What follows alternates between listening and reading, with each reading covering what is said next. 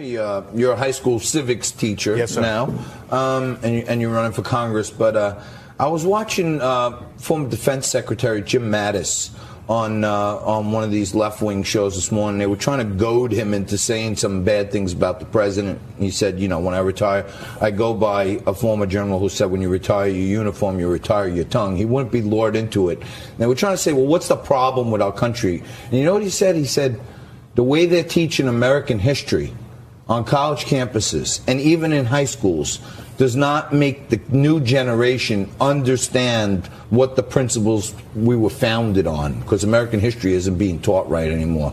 You think kids are being taught history properly? I think it goes all the way back to elementary school.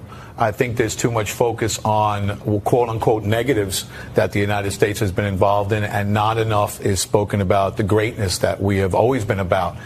In my class, I teach a senior government class. New York State mandates that every senior take and pass a government class.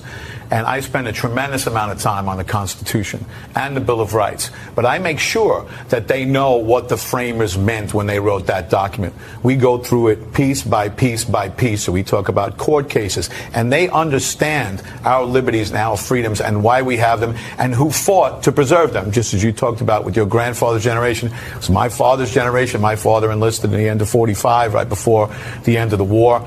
But yeah, there needs to be way more stress put on the greatness of this country instead of the constant focusing on what would seem to be negatives in some cases.